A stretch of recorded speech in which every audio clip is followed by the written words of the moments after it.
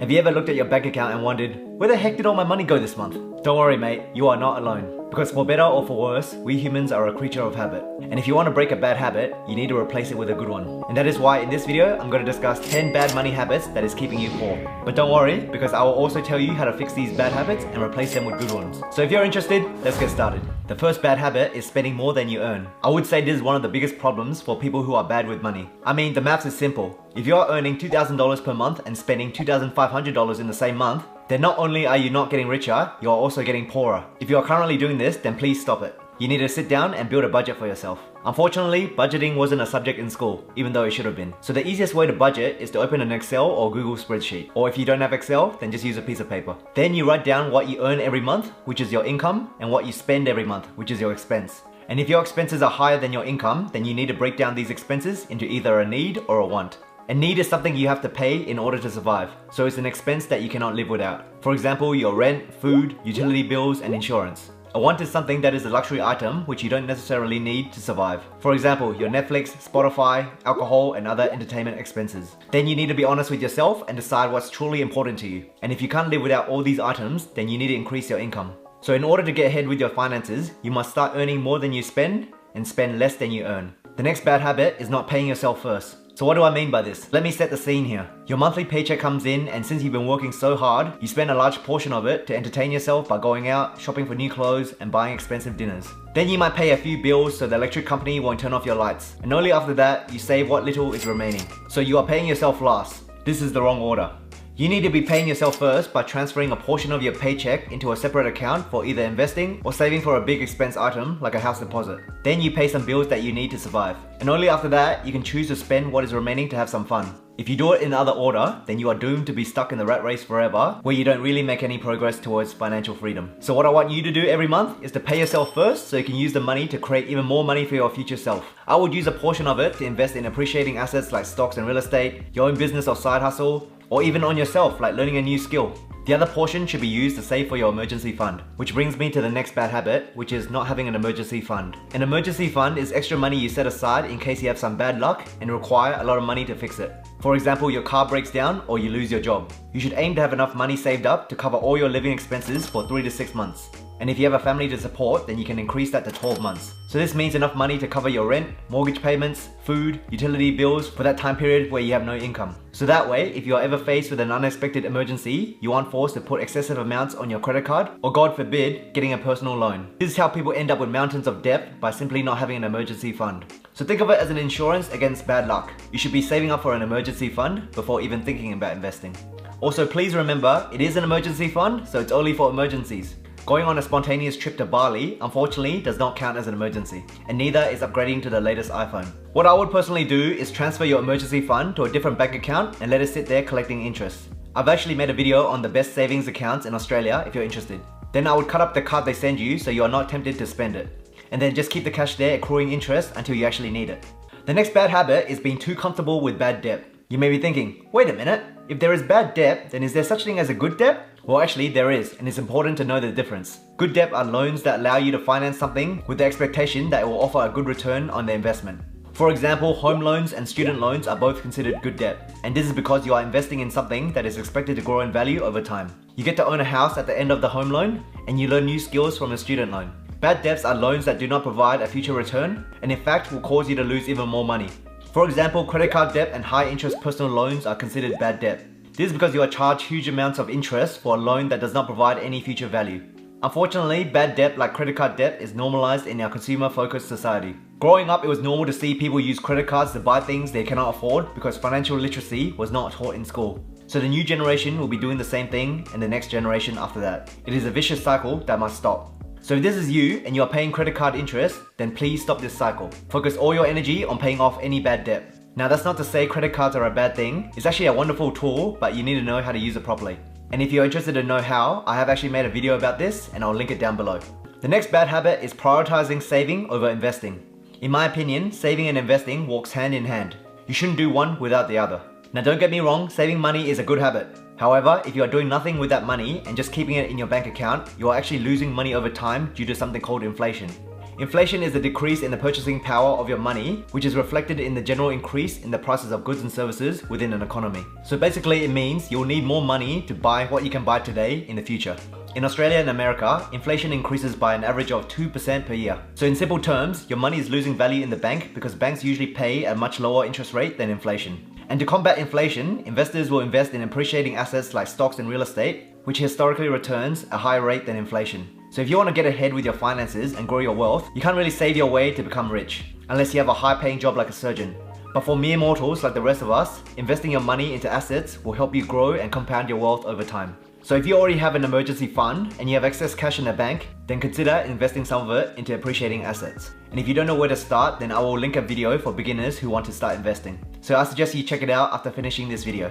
The next bad habit is trying to keep up with the Joneses. So this basically means buying expensive things that your colleagues, friends or neighbors have because you want to fit in. There's a great quote from the movie Fight Club that's always resonated with me. And the quote is, "We buy things we don't need with money we don't have to impress people we don't like." I feel this is hauntingly accurate in today's world of social media, where people feel the need to show off the new expensive toy on Instagram because they saw someone else do it, so they can receive validation from other people through likes. I think as humans, we are all guilty of this to a certain extent. By nature, humans seek validation, so we tie our self-worth to the items that we can afford to buy. If we see our friend, neighbor or colleague buy something nice, we naturally get a bit jealous and want to do the same thing. You might see your neighbor driving a new BMW, so you end up also buying a new BMW on a high interest car loan that you can't afford. You might see your high school friend buying a large house in a nice neighborhood, so you think, I want that too. So you end up buying a large house on a mortgage which you cannot afford. These are the types of decisions that young people make because they feel they need to impress everyone. But guess what? You may get a few wows for your new car for the first day, but then after that, no one cares anymore. You will find as you get older that everyone else is too busy worrying about their own lives. And once that dopamine hit dies down in a few weeks, that new car won't seem so special. So if you're in your early 20s or even 30s or 40s for that matter, I want to stress to you that it's okay to drive a Toyota Corolla instead of a BMW. It's also okay to live in a modest house which you share with your housemates to save costs. And just remember, if you can master delayed gratification, then the actions you take when you're younger will reward you exponentially when you're older. And by which time, if you still choose to have a cool car or a big house, then you can actually enjoy it properly, knowing that's what you want for yourself and more importantly, what you can afford. The next bad habit is relying on a single source of income. Most of us have a full-time job and that income is the only income we have coming in every month. However, as the pandemic showed, your job is never guaranteed. You could be on top of the world today and lose your job tomorrow. Losing your job would mean you'll have to start relying on your emergency fund to get you by until you find another job. That's if you have an emergency fund in the first place. However, the key to build wealth over time involves multiple streams of income. And ideally, you should aim to build multiple passive income streams over time.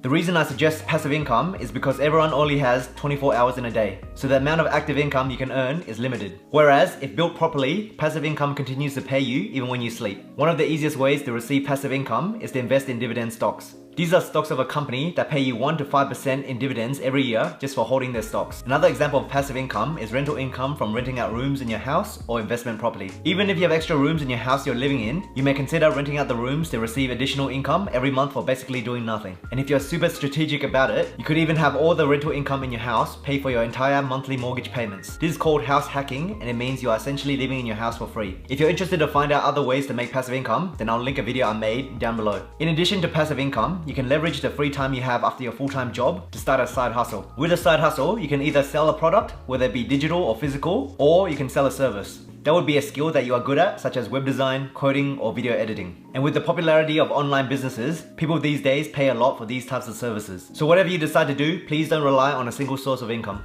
The next bad money habit is giving into lifestyle inflation, also known as lifestyle creep. This is when you spend more money as you earn more money. You get used to this newfound standard and it becomes your new normal. Lifestyle inflation usually happens after you get a promotion at work or a new job with a higher salary. We humans like instant gratification, so when we reach a milestone, we feel the need to reward ourselves. This is similar to Parkinson's law, where your work expands to fill the time available for its completion. The same happens when you have more money. Even though your current place is more than adequate, you suddenly want a nicer place to live. Even though your current Toyota is still reliable and in good condition, you suddenly want to upgrade to a nicer BMW. And even though your old phone still works just fine, you want to upgrade to the latest iPhone that just came out.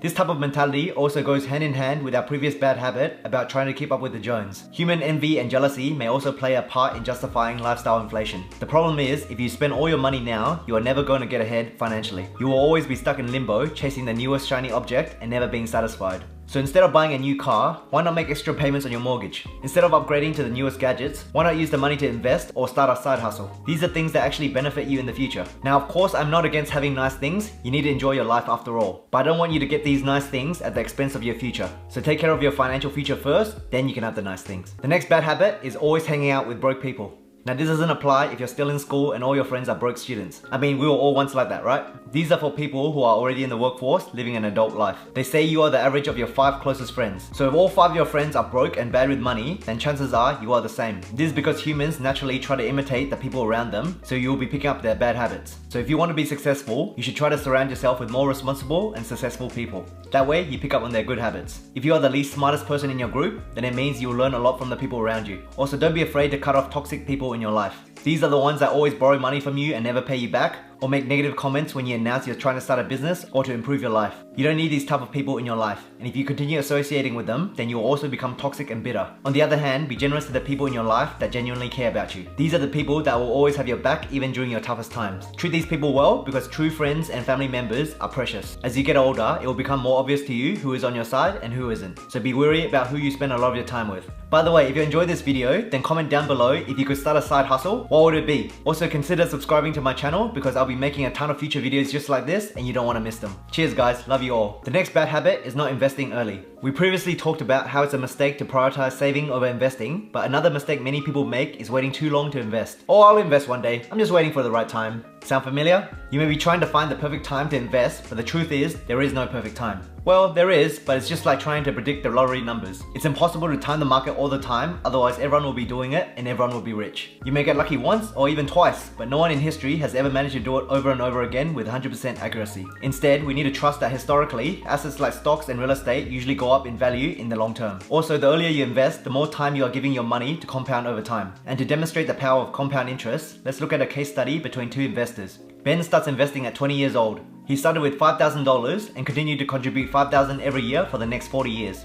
Assuming a conservative average return of 8% per year, by the time Ben is 60, he would have over $1.5 million and only $205K was the total money he invested. The remaining $1.3 million is pure profit from the compound interest. Now let's look at Brad, who delayed investing and only started when he was 30 years old. He starts with the same $5,000 and continues to contribute $5,000 every year for the next 30 years. Assuming the same return of 8% per year, by the time Brad is 60, he would have a total of $650,000 with $155,000 being the total he invested in. So he made a profit of about $500,000. Now that's pretty good, but if you compare it to Ben, you can see Ben made more than twice the amount in profits and all he had to do was invest an extra $50,000 over an extra 10-year period. This is a significant difference in my opinion. This is a demonstration of how the magic of compound interest starts to kick in significantly the longer you let your money stay invested. So if you want to earn more money over the long term, consider investing earlier. Now you may have noticed a lot of these habits include investing, and that is because unfortunately we can't save our way to financial freedom. We need to invest. So if you're a beginner and want to learn how to get started, I want you to go check out this video on screen where I provide a step-by-step beginner's guide on how to start investing in Australia. And spoiler alert, it's not as hard as you think, so go check it out. And with that being said, thank you for watching, I appreciate you, and I'll see you in the next video.